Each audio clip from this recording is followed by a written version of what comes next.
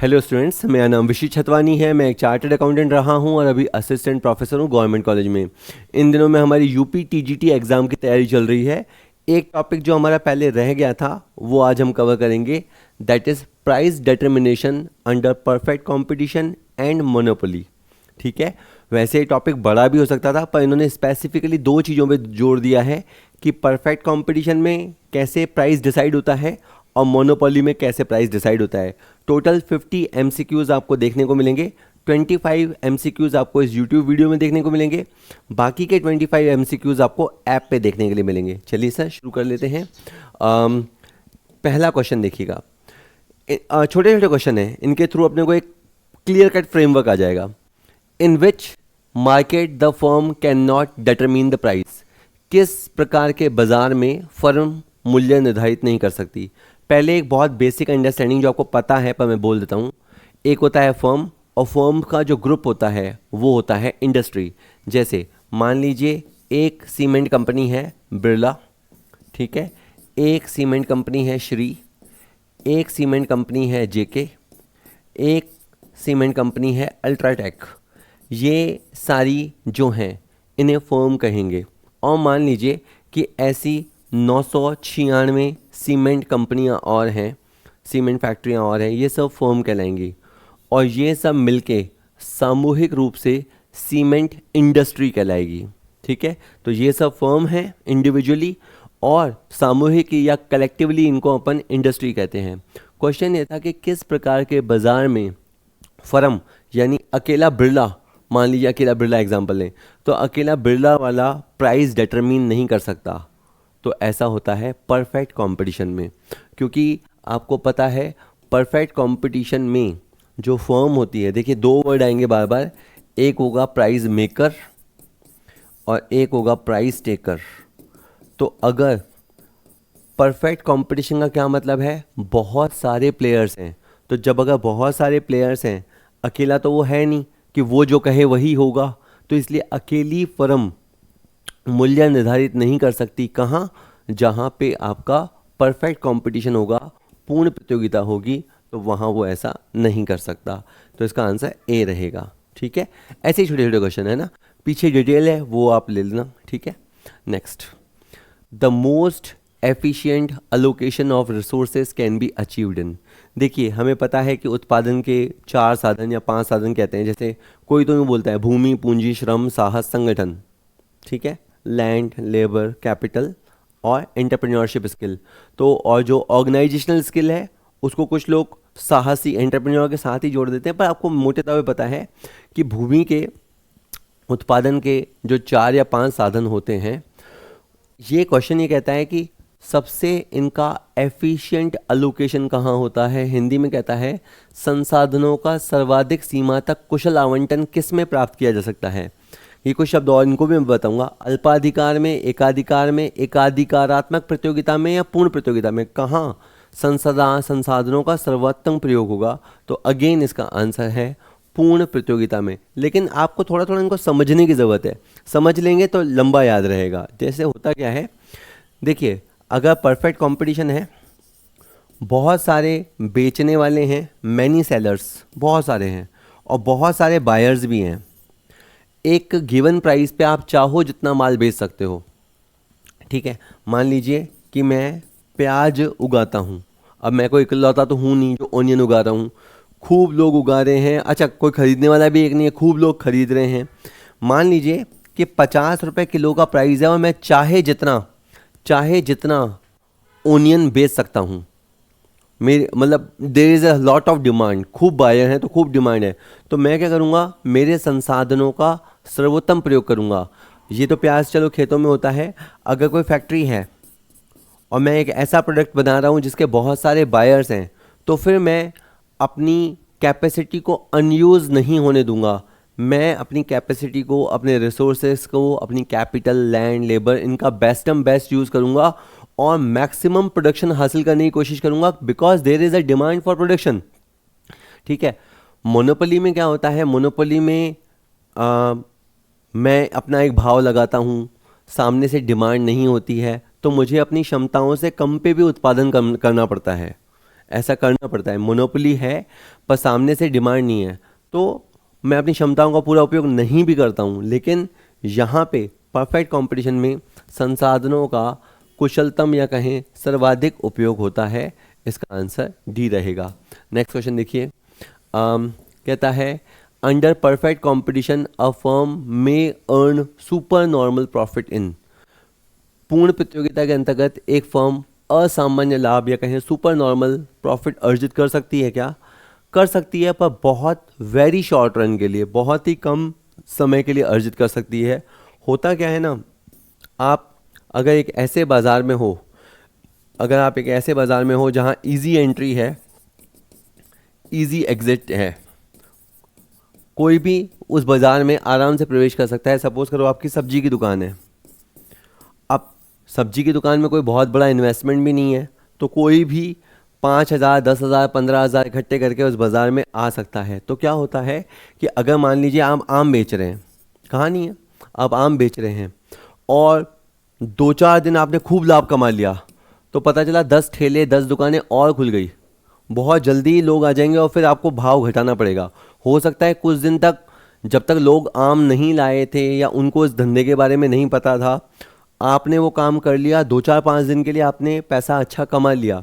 लेकिन चूंकि पूर्ण प्रतियोगिता में बहुत सारी फर्म होती है और आसानी से प्रवेश और आसानी से निकासी होती है, तो जैसे ही आप कमाना शुरू करोगे ना, फटाफट से लोग घुस जाएंगे। सपोज करो आपका ट्यूशन सेंटर है, आपने ट्यूशन सेंटर शुरू किया, थोड़ा सा पैसा कमाया, अब जैसे ही ये हुआ ना, तो आसपास कुकुर मुत्ते की तरह ट्यूशन सेंटर्स खुल जाएंगे। फिर आपको या तो अपने प्राइजेस लो करने पड़ेंगे या और चीज़ों पे जाना पड़ेगा, बट ऐसा होता है। तो मैं कहना ही चाह रहा हूँ कि जहाँ परफेक्ट कंपटीशन होता है वहाँ एक फर्म सुपर नॉर्मल प्रॉफिट कमा सकती है, बट वेरी शॉर्ट टाइम के लिए। लॉन्ग रन के लिए तो आप कर ही नहीं सकते, लॉन्ग रन के लिए तो आपको नॉर्मल प्रॉफिट ही कमाना पड़ेगा। लॉन्ग रन में तो आप नॉर्मल प्रॉफिट पे आ जाओगे। तो अभी इसका आंसर ए होगा। ठीक है, चलिए नेक्स्ट। कहता है निम्नांकित में से किन स्थितियों में एकाधिकारी लाभ को अधिकतम करने के लिए अधिकतम कीमत वसूल कर सकता है? अभी पहली बात तो क्वेश्चन है एकाधिकारी का, उसका मकसद है कि वो अधिक कीमत वसूल करना चाहता है। क्यों? ताकि वो अपने लाभ को अधिकतम कर सके। ठीक है, मान लो एक ऐसी स्थिति है कि मेरे पास कोई प्रोडक्ट है और बस मेरे पास ही है, किसी के पास ऐसा प्रोडक्ट है ही नहीं, मेरी मोनोपोली है। ठीक है, समझो मैं ही राजा, मैं ही वज़ीर, मैं ही सब कुछ, मेरे को कोई टक्कर देने वाला है ही नहीं। ठीक है, तो अब मैंने क्या किया, मैंने प्राइजेस बढ़ा दिए। थोड़ी देर में आप एक क्वेश्चन देखेंगे, मोनोपोली का मतलब ये नहीं होता है कि हम प्राइस भी डिसाइड कर सकते हैं और प्रोडक्शन या खपत भी डिसाइड कर सकते हैं। हम दोनों में से एक ही चीज़ को सेट कर सकते हैं। सपोज मेरी कैपेसिटी 10,000 यूनिट की है। ठीक है, तो ऐसा नहीं है कि मैं कितना प्रोडक्शन करूंगा ये भी डिसाइड हो जाएगा और वो क्या भाव पे बिकेगा वो भी तय हो जाएगा। क्योंकि आपको लग सकता है सर ये दोनों ही चीज़ें तय कर सकते हैं, दोनों ही नहीं, एक समय में आप एक ही चीज़ तय कर सकते हो। सपोज करो कोई चीज़ है आप 60 रुपये की बेचा करते थे, 60 रुपये की बेचा करते थे, चूंकि आपको टक्कर देने वाला कोई है नहीं तो आपने कह दिया मैं तो 100 रुपये की दूंगा। ठीक है, 100 रुपये की दोगे, यहाँ आपकी मर्जी चलेगी। लेकिन ज़रूरी नहीं है कि 100 रुपये में आप जितना चाहते थे उतना लोग खरीदें। हो सकता है कि पहले आप 10,000 यूनिट बेचते थे, मान लीजिए इस प्राइस पे, तो जैसे ही आपने 100 रुपये प्राइस किया तो 10,000 के 10,000 यूनिट वापस बिकेंगे, ऐसा ज़रूरी नहीं है। बहुत सारे लोगों को आपकी वस्तु महंगी लगने लग जाएगी, वो छिटक जाएंगे, वो उस चीज़ से महरूम रह जाएंगे। वो बात ठीक है, क्योंकि कोई और तो उनको दे ही नहीं सकता, मुझसे नहीं लेंगे तो कहीं से भी नहीं लेंगे, तो वो उस चीज़ का कंजम्पशन करना ही छोड़ देंगे क्योंकि उनको महंगा लगेगा। तो इसलिए ये थोड़ी देर में क्वेश्चन आएगा कि आप एक समय में एक ही चीज़ तय कर सकते हो, या तो आउटपुट यानी जो आप सेल करने वाले हो वो, या प्राइस। मैं बताना क्या चाह रहा हूँ कि जो आपका मकसद था, आपका मकसद क्या था कि मैं प्राइस बढ़ा लूँ ताकि ज़्यादा मुनाफा आवे, मैक्सिमम प्रॉफिट। ये आपकी चाल कामयाब हो सकती है। अब ये सारा गेम डिपेंड करेगा लोच पे, जो आपने मांग की लोच वाले टॉपिक्स पढ़े, ये इलास्टिसिटी पे डिपेंड करेगा कि आपकी वस्तु के प्रति लोच कैसी है। अब देखो, ई 1 से ज़्यादा भी हो सकता है और ई 1 से कम भी हो सकता है, और होते होते ई 0 भी हो सकता है। अगर ये वाली स्थिति रही, इसको अपन बोलते हैं कम लोचदार, या बेलोचदार। बेलोचदार से समझो एक शब्द निकाल दिया करो, बेबसी। अगर आप एक ऐसी चीज बनाने में इन्वॉल्व हो जहां सामने वाले बेबस हैं, उनको वो चीज आपसे लेनी ही पड़ेगी, तब तो ये आपकी चाल कामयाब हो जाएगी। चाल वापस याद रखो, क्वेश्चन क्या था? कीमत बढ़ाऊंगा, ज़्यादा मुनाफा लूंगा। वो अगर ऐसी स्थिति है कि उनको झक मार के पैसे चीज लेनी पड़ेगी, अगर ये स्थिति है तो वाकई में आपकी नीति कामयाब हो जाएगी। तो मॉरल ऑफ द स्टोरी इस क्वेश्चन में ये था कि इनमें से किस स्थिति में ऐसा होगा कि मोनोपोली ज़्यादा प्राइस चार्ज करके मैक्सिमम प्रॉफिट कमा सकता है। ऐसा कब होगा? जब वस्तु की जो मांग है, जो वस्तु की जो मांग लोच है, वो इकाई से कम हो, इकाई से कम हो। क्योंकि अगर सोचो, इसका आंसर पहले बताता हूँ ना, जब मांग की लोच कम लोचदार हो, इस बी वाले केस में। क्योंकि अगर अगर मांग की लोच अधिक लोचदार है, अधिक लोचदार है तो आपका ग्राहक बिदक जाएगा, ग्राहक बिदक जाएगा, आपके हो सकता है आधे से ज़्यादा ग्राहक भाग जाएं, और फिर जो आप सोच रहे थे भाव बढ़ा के मजा करूंगा, मजा की जगह तुम्हारी ऐसी की तैसी हो जाएगी। तो इसलिए क्वेश्चन किधर भी आ सकता है। ये क्वेश्चन सीधे सीधे 25 क्वेश्चन की आपको एक पीडीएफ भेजी जा सकती है, पर वीडियोस के थ्रू मकसद ये होता है कि आप थोड़ा कॉन्सेप्ट समझे और जैसे ही वो क्वेश्चन को थोड़ा घुमाए तो आप उसको समझ पाएँ। एग्जैक्ट क्वेश्चन बहुत कम होते हैं कि एग्जैक्ट क्वेश्चन छप जाएं, है ना। वो हर कोई अपनी बुद्धि से क्वेश्चन सेट करता है। कई बार वो जमे जमाए ट्रेडिशनल क्वेश्चन, जैसे उसको मिल गया कहीं से क्वेश्चन मिल गया, पेपर सेटर की बात कर रहा हूँ, तो वो क्या करेगा, उसको घुमाएगा, शब्दों के साथ खेलेगा, क्योंकि उसको देखना है कि आपको चीज़ आ गई है या आप रट्टा मार मार के आए हो। ठीक है, कोशिश मैं कर रहा हूँ, आप भी समझ पा रहे होंगे, थोड़ा समय ज़्यादा लग रहा है। B next.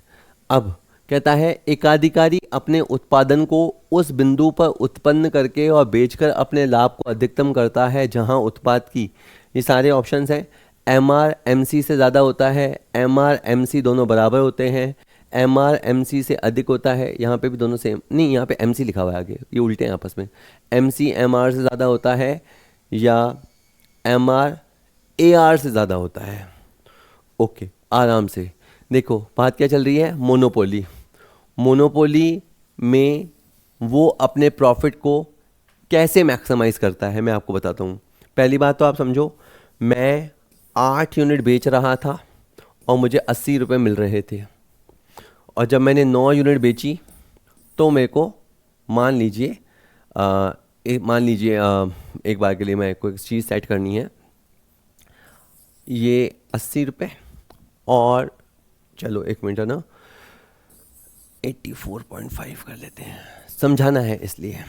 ओके सर, क्या किया आपने, 8 यूनिट बेच रहा था तो मेरे को 80 रुपये मिल रहे थे, 9 यूनिट बेचने पर मेरे को 84.5 रुपये मिल रहे हैं। इसका मतलब मेरा जो मार्जिनल रेवेन्यू है, मार्जिनल रेवेन्यू है 9th यूनिट का, वो है 4.5 रुपये। एक एक्स्ट्रा यूनिट को बेचने से जो पैसा मिलता है उसे मार्जिनल रेवेन्यू या सीमांत आगम कहते हैं। ये हो गई एक बात। अच्छा, 84.5 रुपये में, या इसको 85.5 कर लेता हूँ, एक चीज़ समझानी है इसलिए ना, ये 5.5 हो गया। 85.5 रुपये में सपोज़ कीजिए कि मैं 9 यूनिट बेच रहा हूँ, 9 और 9.5 रुपये, ये 9.5 रुपये को अपन कहेंगे ए आर। ठीक है, एवरेज रेवेन्यू कैसा होता है, आपकी रेवेन्यू के अंदर जो यूनिट्स हैं उसका भाग लगा दो, आपका ए आर आ जाता है। अच्छा, एक बात और, आप 8 इकाई बना रहे थे, 8 इकाई बना रहे थे तो आपकी कॉस्ट आ रही थी 42, और 9 इकाई बना रहे थे तो आपकी कॉस्ट आ रही है मान लीजिए 47, तो आपकी मार्जिनल कॉस्ट है 5 रुपये। तो हमें ये भी समझ में आ रहा है कि एक एक्स्ट्रा यूनिट को बनाने पे जो कॉस्ट होती है उसको मार्जिनल कॉस्ट कहते हैं। नाउ क्वेश्चन पे आते हैं। देखो, मैं 8 इकाइयाँ बेचूंगा, हाँ, मैं 9 इकाइयाँ 85.5 के दाम पे बेचूंगा, हाँ। अब ये हाँ का क्या लॉजिक है, क्योंकि जो 9th इकाई है ना, उस 9th इकाई को बनाने में मेरा 5 रुपया ही लगता है, और उस 9th इकाई को बेचने से मेरे को 5.5 रुपये मिलता है। तो मुझे मिल रहा है, लाइक सीधे हाथ पे मिल रहा है 5.5 और मेरा लग रहा है 5। तो जब तक मेरा एम आर एम सी से ज़्यादा रहेगा मैं प्रोडक्शन करता रहूँगा। इसलिए बच्चा अधिकतर सोचता है आंसर ये है, लेकिन ये मैं काम तब तक करता रहूँगा जब तक मुझे एम आर जो मेरा एम सी से ज़्यादा है वहाँ तक तो मैं काम करता ही रहूँगा। फिर मैं देखूँगा यार, जैसे ये चीज़ है ना, अभी 9th पॉइंट पे ये चीज़ है, तो मैं 10वीं इकाई भी बना के देखूंगा। सपोज़ करो 10वीं इकाई से मेरे को 5.25 रुपये का एम आर मिला और वापस से मेरी कॉस्ट 5 रुपये आई, तो भी मैं प्रोडक्शन करूँगा, मैं सोचूंगा और आगे जाता हूँ और फर्दर जाता हूँ। सपोज़ करो 11वीं इकाई को बेचने से मुझे 5 रुपये मिला और इसमें मेरी कॉस्ट भी 5 रुपये आई, यहाँ आके मैं थम जाऊँगा। थमने का भी रीज़न बताता हूँ कि सपोज़ इसके बाद अगर मैं गया, इसके बाद 12वीं इकाई पे गया, वहाँ पे मुझे एमआर के रूप में 5 रुपये मिल रहे हैं और जबकि मेरी मार्जिनल कॉस्ट 6 रुपये आ रही है, तो यहाँ पे मैं घाटा खा के काम क्यों करूँगा? 5 रुपये हासिल करने के लिए 6 रुपये खर्च कौन करेगा? तो यहाँ मैं ये वाले बिंदु पे तो जाऊँगा ही नहीं, क्योंकि यहाँ पे आके समझो, वो बोलते हैं ना इंतहा हो गई, अब तो हद हो गई। तो यहाँ पे आके मैं रुकूंगा। मैं समझाना चाहता हूँ कि एकाधिकारी, देखो एक वर्ड होता है इकोनॉमिक्स में, संतुलन बिंदु।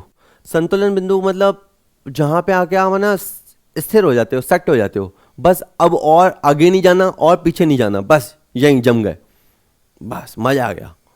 तो संतुलन बिंदु, इक्विलिब्रियम पॉइंट जो होता है ना, वो ये होता है कि अब और कुछ कमाने को शेष नहीं रह गया, न पीछे कुछ करने को शेष रह गया।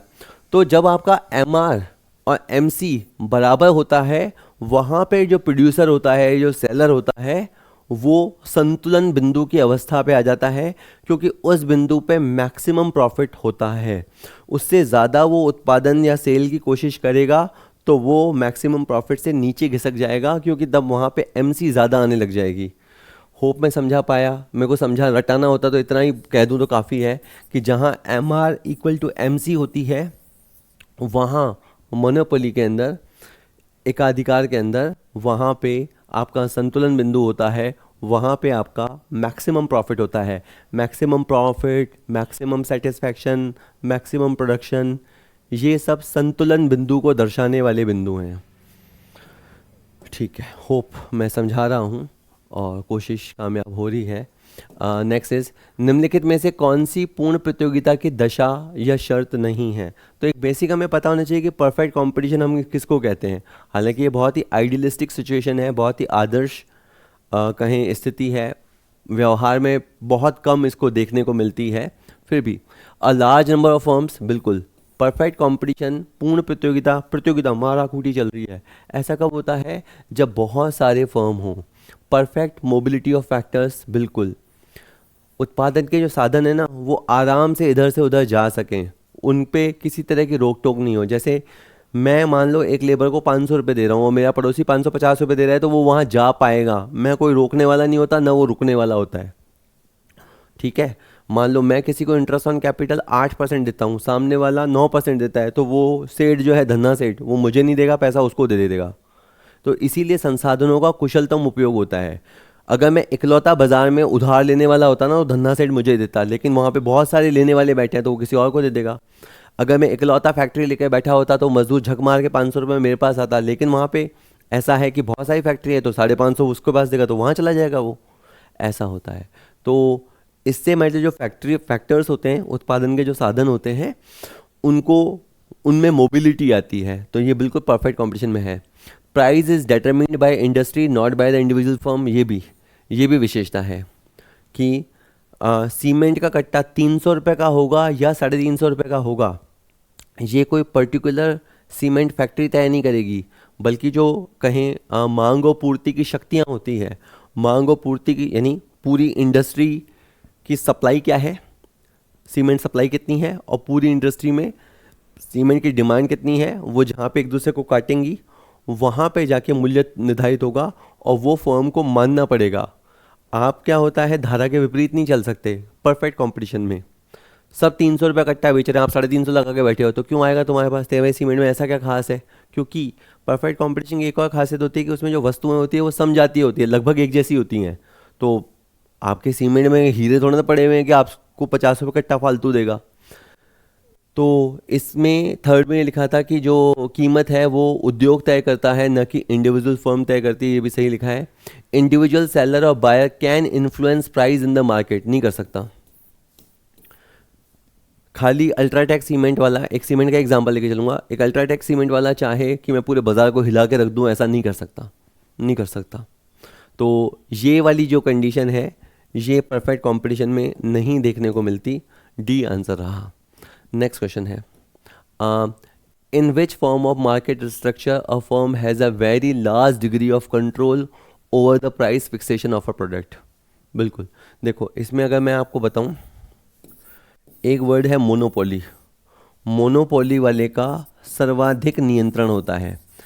अगर मान लो मैं ही शहर में किसी वस्तु का एकमात्र दुकानदार हूँ, या समझो पूरे शहर में मैं ही एक डॉक्टर हूँ, इसके अलावा दूर दूर तक 50 किलोमीटर तक कोई डॉक्टर नहीं है, तो क्या होगा, मैं चाहे जो फीस तय करूँगा, यानी कीमत निर्धारण पर सर्वाधिक मेरा नियंत्रण होगा, मैं जो चाहूँगा होगा।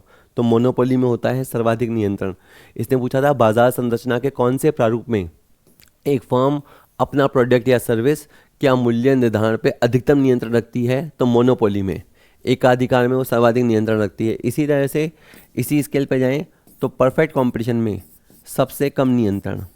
सबसे कम नियंत्रण छोड़ो, आपका नियंत्रण होता ही नहीं है। मतलब शहर है, या शहर में हर मोहल्ले में डॉक्टर ही डॉक्टर बैठे हैं, हर चीज़ के डॉक्टर बैठे हैं, तो फिर आप 200 रुपये फीस होगी या 300 रुपये फीस होगी, वो पूरे डॉक्टर्स की एक तरह से कम्युनिटी मिलकर तय करेगी, और वही मूल्य आपको मानना पड़ेगा एक तरह से। जरा भी आपने मूल्य से इधर उधर हटने की कोशिश करी तो आपका पेशेंट दूसरे के पास चला जाएगा। ठीक है, आप सोचोगे अगर सबने मान लो सारे डॉक्टर्स ने मिलके, मतलब इस तरह का माहौल बन जाता है कि 300 रुपये तय हो गया।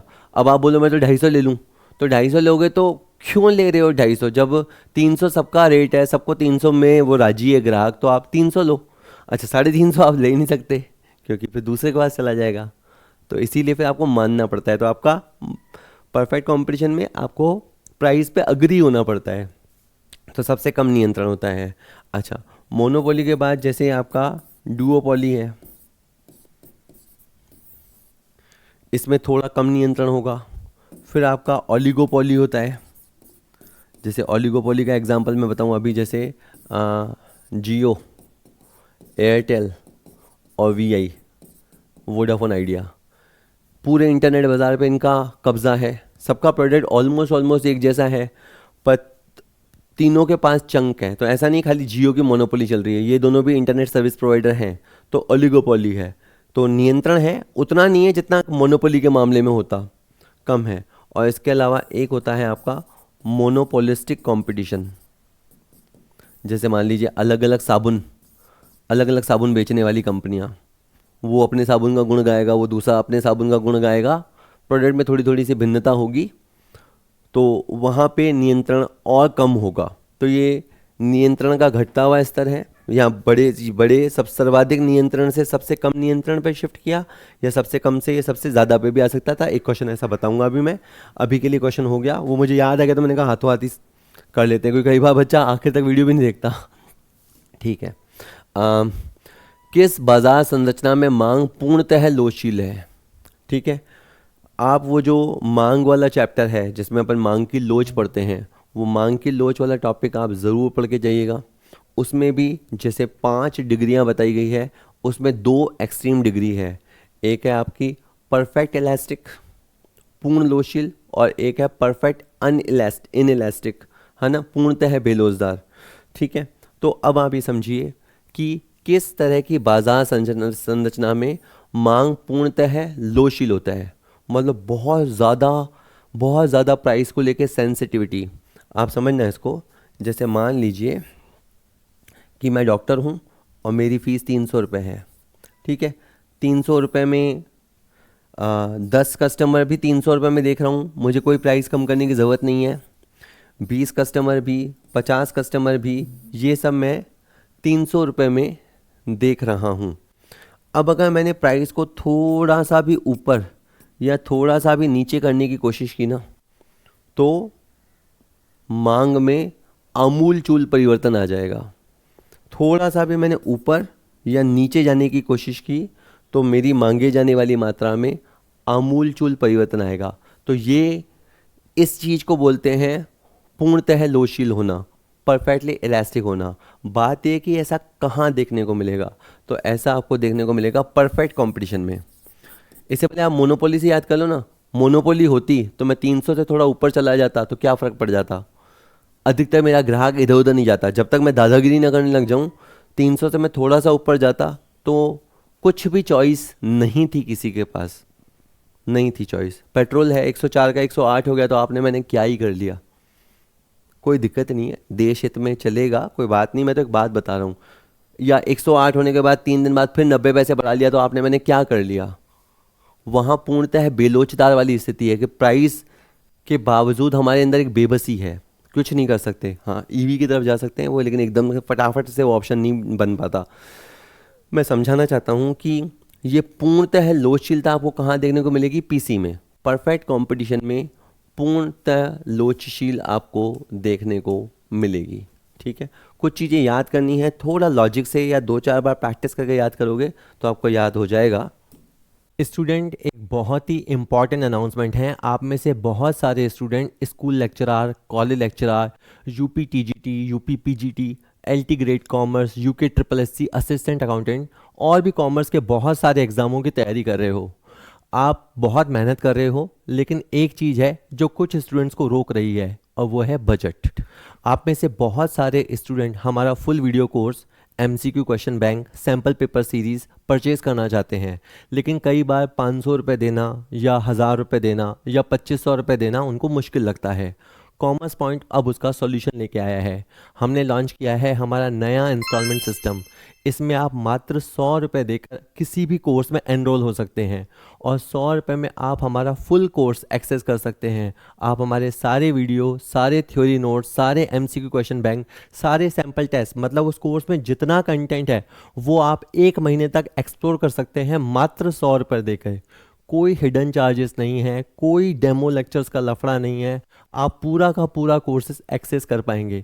तो अब आप कॉमर्स पॉइंट ऐप, हमारा जो ऐप है उसे डाउनलोड कीजिए और अपनी तैयारी शुरू कीजिए, वो भी मात्र 100 रुपये में। जब आप हमारे ऐप पे जाएंगे, मैं आपको बता रहा हूँ कैसे होगा। आपको जो कोर्स लेना है आप उस पर जाइए। फॉर एग्जांपल आपको ये असिस्टेंट प्रोफेसर या कॉलेज लेक्चरर वाला कोर्स है वो लेना है, ठीक है। आपने इस पर क्लिक किया, ठीक है, सिंपली क्लिक हो गया। क्लिक होने के बाद इसका प्राइस आ गया। जैसे इसका प्राइस वैसे 999 रुपये है, पर 10 रुपये प्लेटफॉर्म चार्जेस है, 1009 रुपीज़ का कोर्स है। ये हमारा MCQ क्वेश्चन बैंक है, ठीक है। अब आपको पहले कंटेंट क्या है, वैसे कंटेंट आपको ऊपर ऊपर से देखने को मिलता है कि भाई इसके अंदर पेपर 1 है जिसमें 308 वीडियो हैं, 289 फाइल्स हैं। पेपर 2 है, इसमें 204 वीडियो हैं, 328 फाइल्स हैं। लेकिन बच्चे को पता नहीं चलता कि वीडियो क्या हैं, उनकी क्वालिटी कैसे हैं। अगर हमने किसी लेक्चर को अनलॉक कर रखा है तो बच्चा देख पाएगा, पर कई बार 1 या 2 लेक्चर से भी उसको क्वालिटी का आइडिया नहीं होता कि किस तरह के MCQ हैं। तो अब उसका सोल्यूशन ये है कि आप सिंपली इसके नीचे जाइए। वहाँ पे आप पूरा कोर्स लेना चाहें तो ले सकते हैं, और अगर आप इंस्टॉलमेंट ले देना चाहें जो कि मात्र 100 रुपये से स्टार्ट है, तो वहाँ पे आप पे इन इंस्टॉलमेंट पे क्लिक कीजिए। जब आप क्लिक करते हैं तो आपका पहला स्टेटमेंट इंस्टॉलमेंट शो हो रहा है 110 रुपये। बेसिकली इंस्टॉलमेंट 100 रुपये है, अगेन 10 रुपये प्लेटफॉर्म चार्ज है जो कि एक बार लगता है, ठीक है। और उसके बाद अगली इंस्टॉलमेंट भी बहुत छोटी छोटी है। तो इस तरह से 5 महीने में, फॉर एग्जांपल इसकी 5 इंस्टॉलमेंट है, तो आप 5 महीने में इसे परचेज़ कर लेंगे। हमारे हर कोर्स की वैलिडिटी मिनिमम 1 साल तो है ही है, और वो सब पे लिखी हुई रहती है। तो आप आराम से इसे जाके परचेज़ कर सकते हैं। तो बहुत ही सेफ तरीका कोशिश की है हमने, ताकि एक बच्चे में जो हेजिटेशन होता है ऐसा कोर्स में क्या मिलेगा क्या नहीं मिलेगा। 100 रुपया एक बहुत ही नॉमिनल अमाउंट होता है, उससे आप शुरू कर सकते हैं।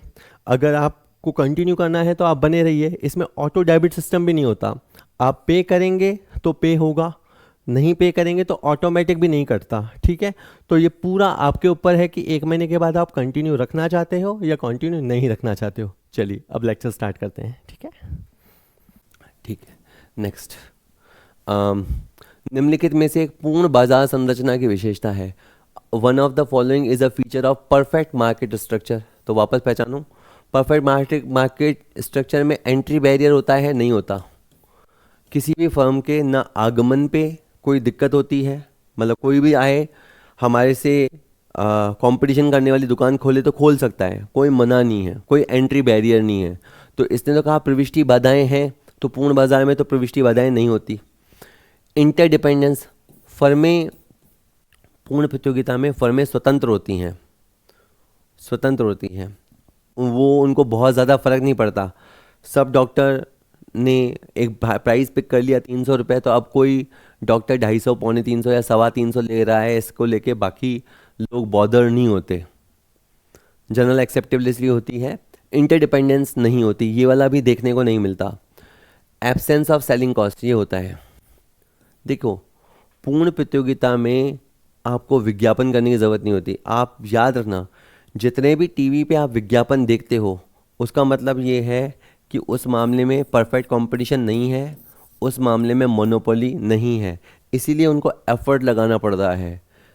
तो ओलिगोपोली, मोनोपोली, मोनोपोलिस्टिक कंपटीशन, इनमें फर्म्स को ज़ोर लगाना पड़ता है अपनी सेल्स को बढ़ाने के लिए। बिक्री लागत में अभी थोड़ी देर में मैं एडवर्टीजमेंट का एग्जांपल लूँगा। आपने कभी किसी प्याज बेचने वाले को या सब्जी बेचने वाले को देखा कि यहाँ ताज़ा प्याज बेचे जाते हैं, प्याज का सबसे कम दाम वगैरह वगैरह? ऐसा जनरली नहीं होता है, क्योंकि एक भाव होता है जिस पे वो बिक रहा होता है। अब सब्जी मार्केट इसका परफेक्ट कंपटीशन का सबसे नज़दीकी या सबसे बढ़िया एग्जांपल है सब्जी या फल। आप देख लो, आम अगर 100 रुपये किलो चल रहे हैं तो लाइन से 100 रुपये किलो चल रहे हैं, किसी से भी लो। तो किसी को विज्ञापन करने की आवश्यकता नहीं होती। तो याद रखिएगा, परफेक्ट कंपटीशन में चूंकि सारे लोग एक तरह एक जैसा ही प्रोडक्ट बेच रहे होते हैं तो उनको उसके विज्ञापन करने की आवश्यकता नहीं होती। बायर भी खूब है, खूब ही बायर हैं। देखो, बायर अगर कम हो ना, बाज़ार में क्रेता कम हो, तो आपको उन बायर को अपनी तरफ खींचना पड़ेगा। तो उनको अट्रैक्ट करने के लिए आप विज्ञापन दोगे। पर पूर्ण प्रतियोगिता की क्या विशेषता है? बहुत सारे क्रेता हैं, बहुत सारे विक्रेता हैं, तो कोई भी विज्ञापन पे खर्चा करता ही नहीं है, तो उसकी कॉस्ट लगभग शून्य होती है। तो ये बात सही है, ये वाली बात सही है। और नॉन प्राइस कंपटीशन, देखो, आप 10 रुपये बेच रहे हो चीज़ और मैं 8 रुपये की बेच रहा हूँ, तो उसको बोलते हैं प्राइस कंपटीशन, यानी प्राइस में compete करना। लेकिन आप 10 रुपये बेच रहे हो, मैं भी 10 रुपये बेच रहा हूँ, बस अब फिर क्या होगा? तो फिर ग्राहक मेरी तरफ क्यों आएगा? तो मैं ये साबित करूँगा कि मेरा प्रोडक्ट आपसे 21 है। भाव भले आप बिस्किट का पैकेट 10 का बेचो, मैं बिस्किट का पैकेट मैं भी 10 में ही बेचूंगा, लेकिन मैं बिस्किट के अंदर फाइबर है, फलाना है, ढिमकाना है, 100 तरह के विटामिन है, ऐसी बातें करके या और पैकिंग शानदार करके, विज्ञापन करके, सेलिब्रिटी को लाके, कुछ भी करके जब मैं अपनी सेल बढ़ाने की कोशिश करता हूँ तो वो नॉन प्राइस कंपटीशन होता है। तो ये भी आपको नहीं देखने को मिलेगा, है ना। आपको ओलिगोपोली और मोनोपोलिस्टिक कंपटीशन में ये वाला नॉन प्राइस कंपटीशन देखने को मिलेगा। कुल मिला के बात क्या रही? ये वाला जो फीचर है, ये पूर्ण प्रतियोगिता का फीचर होता है। ठीक है जी बेटा, चलो नेक्स्ट, ये एक बार जल्दी से पढ़ लेते हैं। पूर्ण प्रतियोगिता में क्रेता विक्रेता बहुत सारे होते हैं, प्रवेश और बहिर्गमन पे कोई रुकावट नहीं होती है, सब एक जैसा प्रोडक्ट बेचते हैं, फर्म आराम से आ सकती हैं, जा सकती हैं, सबको बाज़ार का पूर्ण ज्ञान होता है, मजदूर को पता होता है इस फैक्ट्री के अलावा कहाँ फैक्ट्री है, पेशेंट को पता है इस डॉक्टर के अलावा कौन सा डॉक्टर देखता है, उत्पादन के साधन पूर्ण रूप से गतिशील होते हैं, और विक्रय लागत जैसे विज्ञापन आदि का अभाव, है ना, वहाँ पे विक्रय लागत, विज्ञापन आदि का अभाव होता है। जस्ट अ मिनट, हाँ ठीक है, मुझे ये मिटाना था, ठीक है, हो गया। चलिए next, in perfect competition the demand curve of a firm कैसा होता है? अब यही क्वेश्चन इसने थोड़ी देर पहले भी पूछा था, फिर पूछ रहा है कि अगर परफेक्ट कंपटीशन होगा तो आपका यूं ऐसा कोई कर्व देखने को नहीं मिलेगा। किसा ऐसा होता है ना, मांग का कर्व ऐसा होता है। उसका मतलब क्या होता है?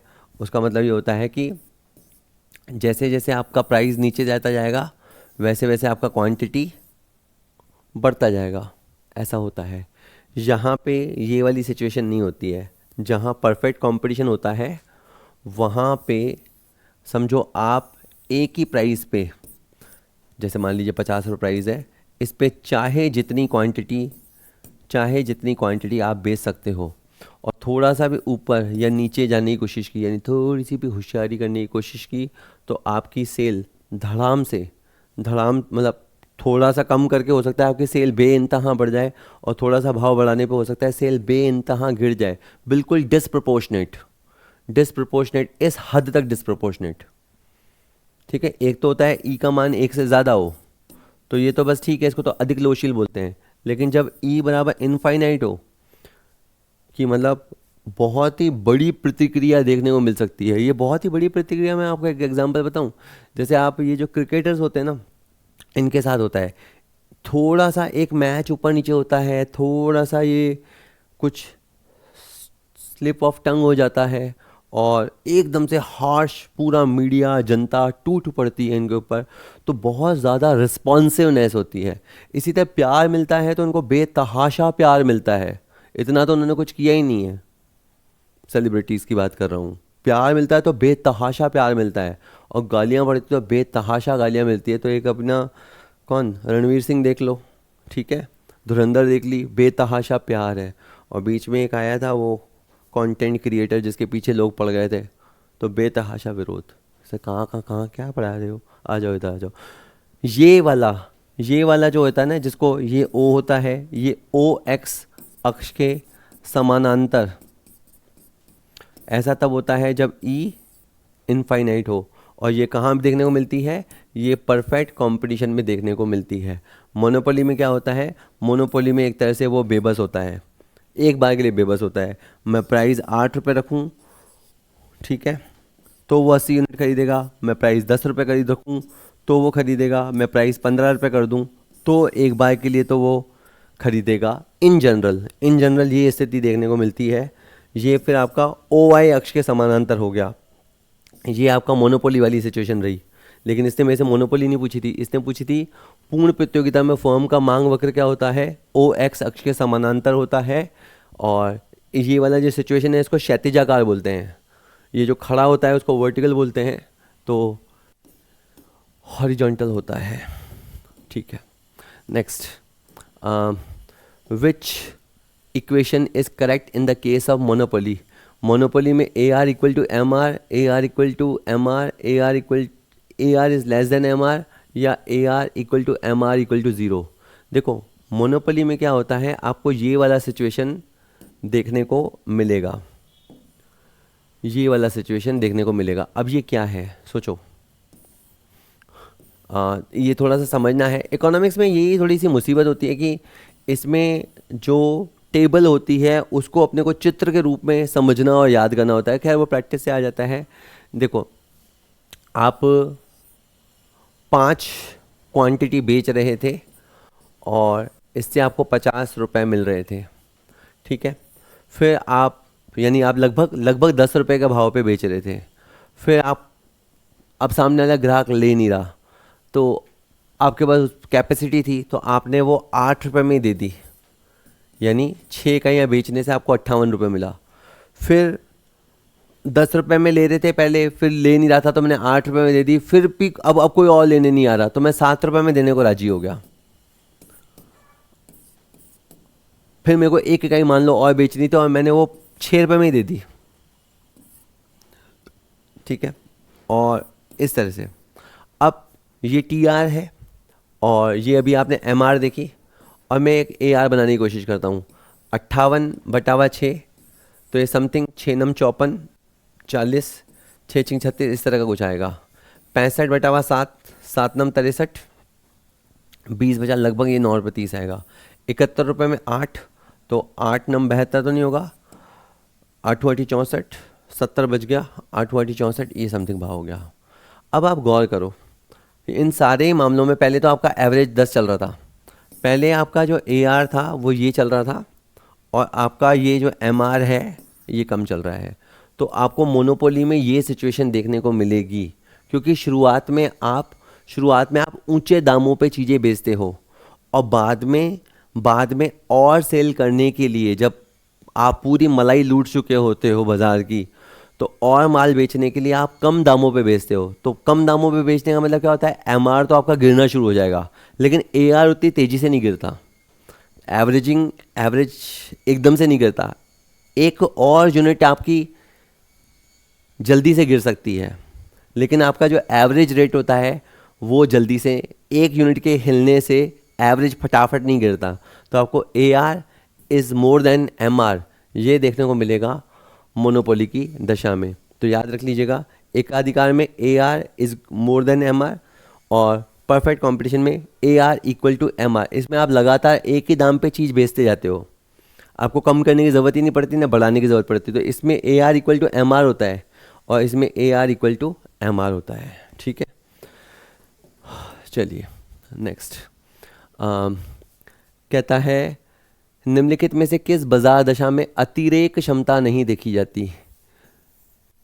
Access capacity is not noticed in which of the following market condition. पहले समझ लो एक्सेस कैपेसिटी क्या, कि जैसे मैं 10,000 यूनिट मान लीजिए रोज के बना सकता हूँ, और सपोज़ मैं 7,000 यूनिट ही बना रहा हूँ, मेरी फैक्ट्री में इतना इतना बैग रोज़ बन सकते हैं पर मैं इतने ही बना रहा हूँ, तो इसका मतलब ये है कि 3,000 यूनिट कैपेसिटी मेरे पास आइडल है, सरप्लस है ना। तो ये सिचुएशन आपको मोनोपोली में देखने को मिल सकती है, क्योंकि आपके जो भाव की दादागिरी है उस वजह से हो सकता है कि आप पूरा माल नहीं खपा पा रहे हो। लेकिन परफेक्ट कंपटीशन में तो क्या है, मैंने कहा ना, there are lot of buyers, खूब लेने वाले बैठे हैं, तो फिर तुम अपनी पूर्ण क्षमता पे काम करोगे। परफेक्ट कंपटीशन में आदमी यानी वो फर्म जो है वो अपनी पूर्ण क्षमताओं पे कार्य करती है। तो इसलिए यहाँ पे परफेक्ट कंपटीशन में आपको सरप्लस या आइडल कैपेसिटी नहीं देखने को मिलेगी। तो इसका आंसर डी रहेगा। ठीक है, नेक्स्ट इज ये वाला जिसमें आपको कन्फ्यूज़न हो सकता है, एक मोनोपोलिस्ट कंपटीशन अलग बात होता है, फिर वो वर्ड भी होता है अ मोनोपोलिस्टिक कंपटीशन, वो एकाधिकारात्मक प्रतियोगिता शब्द है, वो गलत है, अलग वर्ड है। एकाधिकारी यानी एकाधिकारी आदमी जिसकी दादागिरी होती है, वो क्या डिसाइड कर सकता है, वो मूल्य डिसाइड कर सकता है, हाँ। वो उत्पादन डिसाइड कर सकता है, हाँ। वो दोनों डिसाइड कर सकता है, एक ही समय में वो दोनों डिसाइड नहीं कर सकता। एक ही समय में वो या तो मूल्य डिसाइड कर सकता है या उत्पादन डिसाइड कर सकता है। ठीक है, एक एग्जांपल बस एक बताता हूँ। सपोज करो एक शहर है, उस शहर में मैं इकलौता ट्यूशन पढ़ाने वाला हूँ। उस मान लेते हैं वो एक ऐसा शहर है जिसमें कॉमर्स का वो जो सब्जेक्ट है वो और किसी को नहीं आता, मुझे आता है। तो भैया मैं वैसे चार्ज करता था 1,000 रुपये पर मंथ। ठीक है, और मान लीजिए कि मेरे पास 30 का बैच था और 30 बच्चे आते थे। अब क्या मैं मेरी फीस 1,500 रुपये रख सकता हूँ? बिल्कुल रख सकता हूँ, एकाधिकारी हूँ, ग्राहक कहाँ जाएगा। लेकिन मैं ये अब नहीं, ज़रूरी नहीं है कि 1,500 रुपये रखने के बाद सारे 30 के 30 स्टूडेंट आएंगे। हो सकता है 20 ही आएँ, हो सकता है 22 आएँ, हो सकता है 24 आएँ, डिपेंड करेगा लोच के ऊपर, क्योंकि मैंने तो 50% प्राइस हाइक कर दिया, यहाँ कितना हलचल होगा। तो अच्छा, ये ऐसा भी हो सकता है कि मैं ये तय कर दूं कि मैं तो भाई 30 बच्चे लूँगा, लेकिन फिर उसमें प्राइस डिटरमिन मैं नहीं कर सकता। एक समय में मोनोपोली, जिसको आप बहुत बड़ा खुद तुर्रम खां समझते हैं, वो एक समय में या तो प्राइस सेट कर सकता है या आउटपुट सेट कर सकता है, दोनों में से कुछ भी वो सेट कर सकता है, पर दोनों के दोनों सेट नहीं कर सकता। तो आप इसका सी आंसर याद रखिएगा। ठीक है, थोड़े क्वेश्चन और हैं।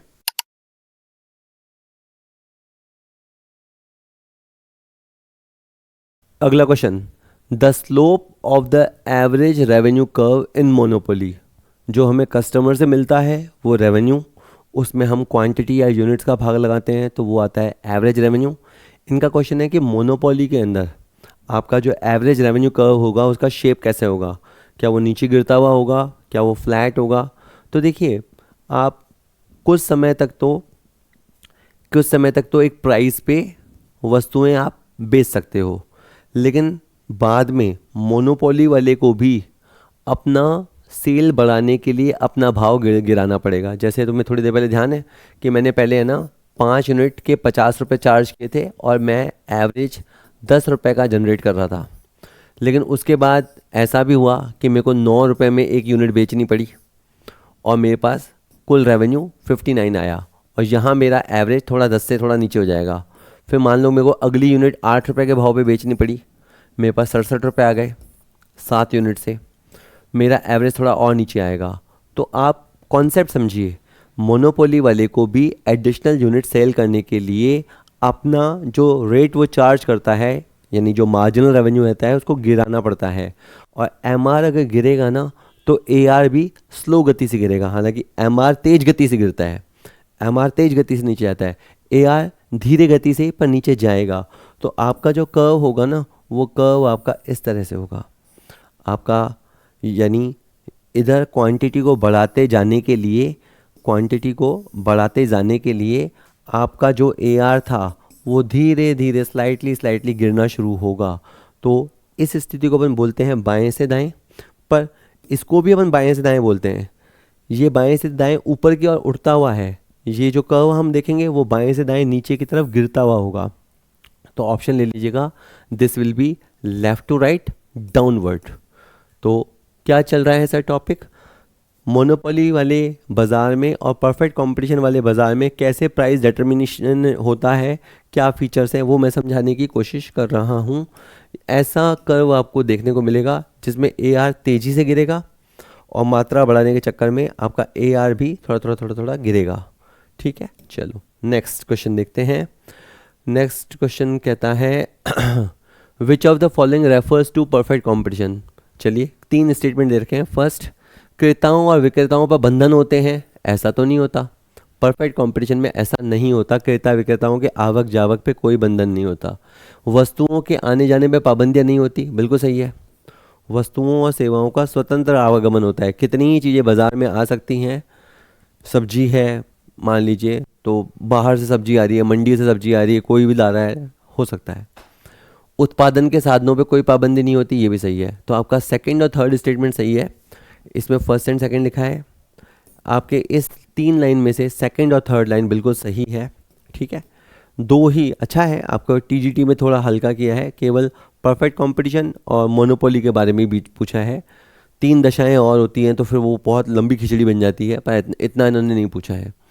नेक्स्ट कहता है कि इन the long run under perfect competition आपको क्या देखने को मिलेगा, AR इक्वल टू MR देखने को मिलेगा। AR MR से ज़्यादा होगा, AR MR से कम होगा। देखो क्या वर्ड है, पूर्ण प्रतियोगिता। पूर्ण प्रतियोगिता में क्या होगा, आप समझो नॉन स्टॉप, जैसे आप 10 यूनिट हैं, वो 100 रुपये के बेच रहे हो, सुनना, यानी लगभग 10 रुपये के भाव पे। आप 11वां यूनिट 11 यूनिट बेचोगे ना, तो भी आप भाव क्यों गिराओगे, 110 ही रखोगे। 12वां यूनिट भी आप 10 रुपये के भाव पे बेचोगे। तो इससे क्या होगा, इन दोनों का जो अंतर होता है उसे MR बोलते हैं। इन दोनों का अंतर जो होगा उसे MR बोलते हैं। और 110 में आप 11 का भाग लगाओगे 10 रुपये आएगा, 120 में आप 12 का भाव लगाओगे 10। यानी आप लगातार अपना वही रेट मेंटेन करते रहते हो जो आप चलता आ रहा है, लंबे समय तक यही होगा। शॉर्ट रन में थोड़ी देर के लिए कुछ भी हो सकता है, लेकिन लॉन्ग रन में तो आप उसी भाव पे चलते चलोगे, तो आपको AR इक्वल टू MR देखने को मिलेगा। और मैं फिर बता दूं, AR will be more than MR। वो यूं पूछ ले कि ये स्थिति कहाँ देखने को मिलेगी, तो आपको मोनोपोली में ये स्थिति देखने को मिलेगी। और पूछे ये कहाँ देखने को मिलेगा, तो ये आपको परफेक्ट कंपटीशन में देखने को मिलेगा। अभी के लिए आंसर A होगा। ठीक है, यूं देखने को मिलेगा आपको। ठीक है, और in the long run the market price of a commodity is equal to the minimum average cost of its production when the market is under. दीर्घकाल में एक वस्तु की बाजार में जो कीमत आप रखोगे वो उतनी ही होगी जितनी उस उत्पादन की न्यूनतम लागत आ रही है। यानी यूँ समझो कि मान लीजिए मैं एक फैक्ट्री में एक प्रोडक्ट बना रहा हूँ और उस प्रोडक्ट की एवरेज कॉस्ट 20 रुपये आ रही है, तो मैं यही प्राइस चार्ज भी करूँगा, मैं यही प्राइस चार्ज करूँगा कस्टमर से। यहाँ पे पढ़ के आपको भी लगेगा, मुझे भी लगता था कि यार आदमी बेचेगा तो कॉस्ट से ज़्यादा भी बेचेगा, कॉस्ट पे क्यों बेचेगा। तो यहाँ जो कॉस्ट का तात्पर्य होता है ना, उसमें एक्सप्लिसिट कॉस्ट यानी जो बाहर लगती है, बाहरी साधनों को दी जाती है, वो कॉस्ट भी शामिल होती है। और इसके अंदर जो इम्प्लिसिट कॉस्ट है, यानी मालिक की मेहनत का वाजिब मुआवजा या मालिक की पूंजी का ब्याज, वो भी उस कॉस्ट में शामिल होता है। यानी ये समझो, अगर थोड़ा यूँ समझाऊँ कि आपकी समझो 17 रुपये तो बाहर की कॉस्ट आ रही है और 3 रुपये आपको व्यापार में बने रहने का इंसेंटिव है, और बस आप इसी भाव पे प्राइस बेच रहे हो। यानी आप समझो आपकी कोई दादागिरी नहीं चल रही है, आप लगभग अपनी कॉस्ट पे आके भी माल बेच रहे हो, बस जिंदा रहने जितना मुनाफा कमा रहे हो। ठीक है, तो ये बहुत सारे जो दुकानदार होते हैं जो एक जैसी चीज़ें बेचते हैं, है ना, सब्जी वाले, चाय वाले, वो बस ऐसा नहीं होता है वो नहीं कमा रहे होते हैं, पर वो कोई extra ordinary super abnormal profit नहीं कमा रहे होते। हाँ, अगर चाय के एक कप पे उनको जैसे 10 का बेचते हैं, 1.5 रुपया बच रहा है या 2 रुपया बच रहा है तो बस उतना उतना ही बचता है। सब्जी पे उनको 5 रुपये किलो बचता है तो उतना ही बचता है, ऐसा नहीं कि बेइंतहा बच रहा है। तो लॉन्ग रन में एक वस्तु की बाजार कीमत लगभग उसकी एवरेज कॉस्ट के बराबर हो जाती है, ऐसा आपको परफेक्ट कंपटीशन में देखने को मिलेगा, पूर्ण प्रतियोगिता में देखने को मिलेगा। ये स्थिति देखने को मिलेगी, P equal to AR equal to MR equal to minimum average cost equal to marginal cost. इतनी लंबी इक्वेशन है। नेक्स्ट कहता है कि यदि फर्म का मांग वक्र उद्योग के मांग वक्र के अनुरूप है, तो आप समझो आपकी जो चाल है वो वैसी है जैसे पूरी पूरी इंडस्ट्री की है।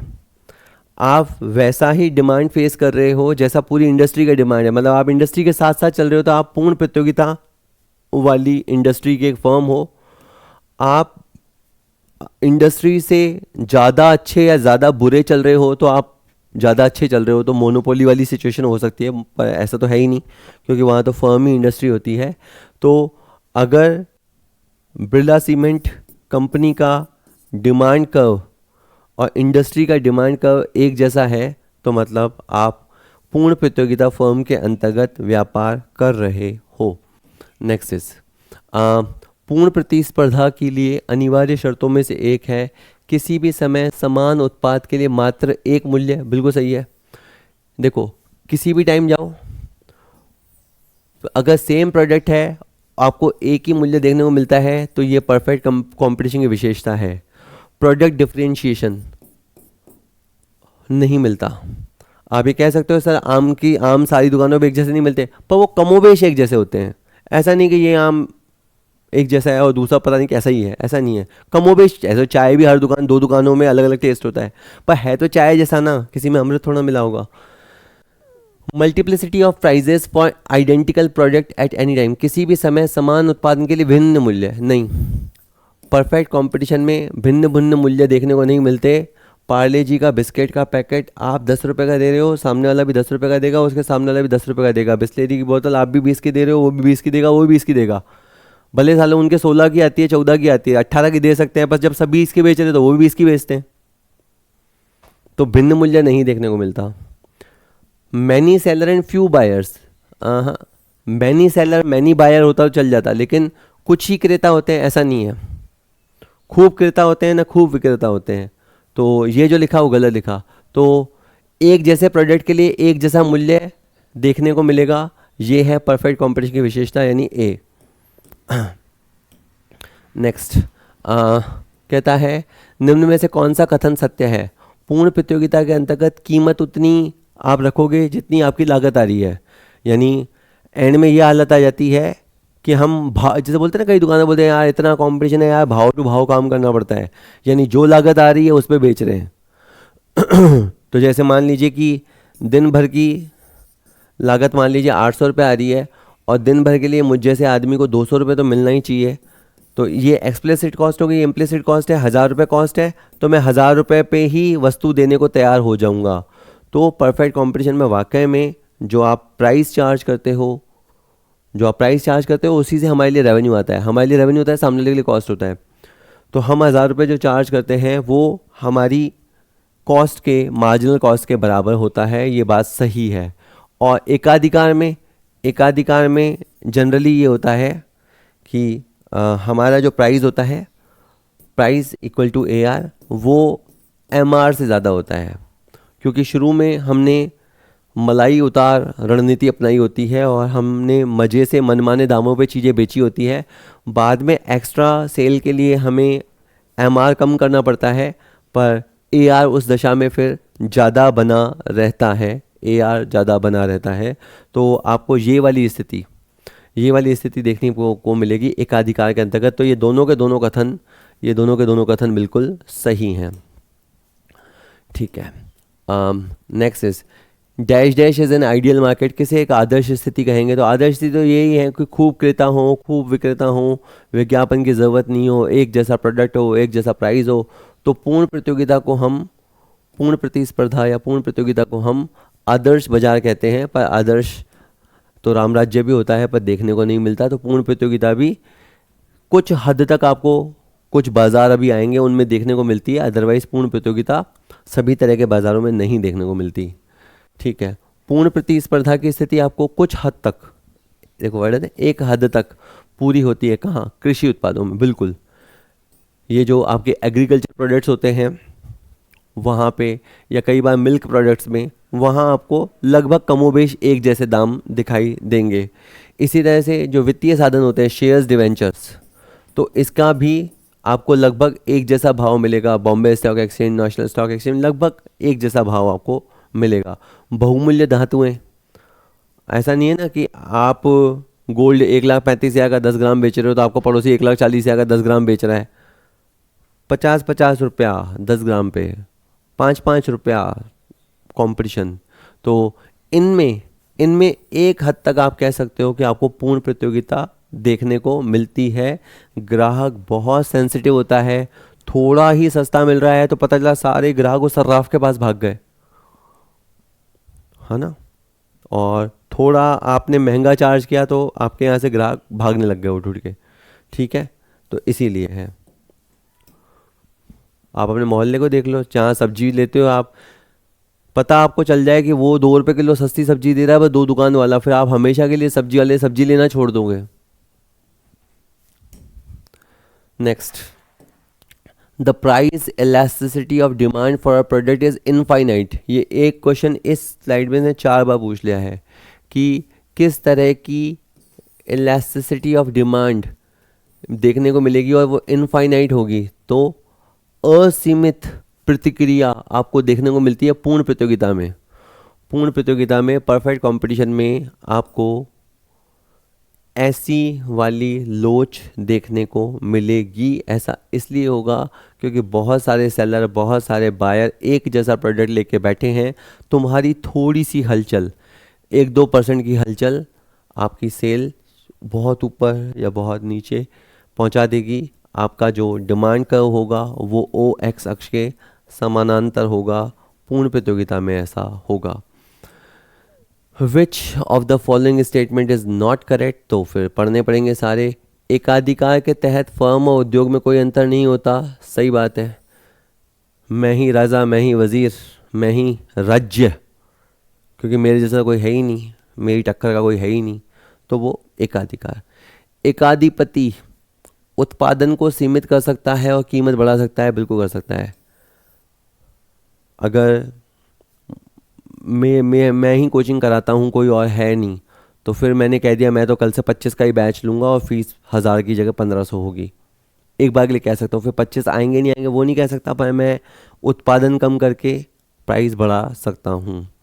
ठीक है, और पूर्ण प्रतिस्पर्धा में बिक्री के लिए प्रस्तुत वस्तुएं विषम होंगी, गलत कह रहा है, सम जाती है। परफेक्ट कंपटीशन में जो मार्केट में वस्तुएं उतरती हैं वो एक जैसी होती हैं, गलत है। उत्पाद विभेदीकरण एकाधिकारी प्रतिस्पर्धा की विशेषता है। तो ये हमारे इस वाले कोर्स में तो नहीं है, पर जी हाँ, मोनोपोलिस्टिक कंपटीशन, जैसे एक लक्स साबुन बेच रहा है, एक डव साबुन बेच रहा है, एक पतंजलि साबुन बेच रहा है, और मान लीजिए एक और कोई हमाम साबुन बेच रहा है। ये लोग किस तरह का कंपटीशन कर रहे हैं? मोनोपोलिस्टिक कंपटीशन में ये लोग हैं, जहाँ ये दावा करते हैं, जो है तो सारी साबुन, पर ये अपने प्रोडक्ट का अलग अलग होने का दावा करते हैं।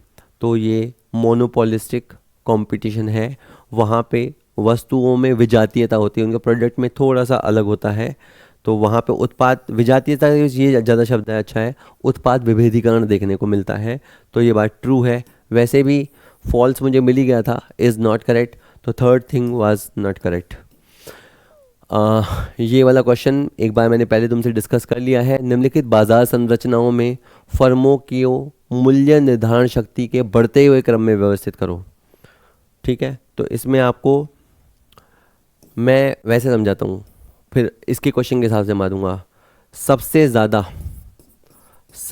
ज़्यादा प्राइस कंट्रोल किस में मिलता है आपको? मोनोपोली में, आपकी मर्जी जो भाव रखो। और सबसे कम, जहां आप एक तरह से प्राइस टेकर होते हो, वो आपको मिलता है पीसी, परफेक्ट कंपटीशन में, है ना। अब ये मैंने जो क्रम अगर मैं अभी सेट करूँगा, इसमें 5 हैं, है ना। क्या क्या दे रखे हैं option? Monopolistic, perfect competition, duopoly, monopoly, oligopoly.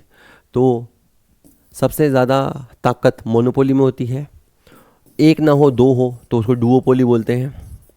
Duopoly में इससे समझो थोड़ी कम होती है। उसके बाद आपकी ओलिगोपोली, इसको अपन अल्पाधिकार बोलते हैं। ये भी अधिकार वर्ड से ही पकड़ लो, एक का ही अधिकार हो तो सबसे ज़्यादा, दो का अधिकार हो तो थोड़ा कम, कुछ का अधिकार हो तो थोड़ा और कम, है ना। मोनोपोलिस्टिक में और कम, और परफेक्ट कंपटीशन में तो आपके पास ताकत होती ही नहीं है कीमत निर्धारण की। लेकिन ये जो मैंने क्रम रखा, ये सबसे ज़्यादा से सबसे कम की तरफ रखा। इसने मुझे पूछा था बढ़ते क्रम में, ये मेरा हुआ घटते क्रम में। अब अगर बढ़ते क्रम में रखना है तो सबसे पहले परफेक्ट कंपटीशन, उसके बाद मोनोपोलिस्टिक, उसके बाद ओलिगोपोली, उसके बाद डुओपोली, इसके बाद मोनोपोली। तो सबसे पहले पीसी से शुरू करना है। पीसी यहाँ पे है बी से, और ख़त्म मुझे करना है मोनोपोली पे, यानी डी पे। डुओपोली के सामने सी लिखा हुआ है, ओलिगोपोली के सामने ई लिखा हुआ है, बी ई सी डी के अलावा क्या बचा? ए, ये ए। तो मेरा कोड हो गया बी ए ई सी डी, बी ए ई सी डी, ये वाला। तो ठीक है, मैं कोशिश करी कि मैं थोड़ा बहुत आपको समझा सकूं। बताइएगा कितना समझ में आया कितना नहीं। चलिए ठीक है, और मैं पढ़ाई करते रहना। चलो।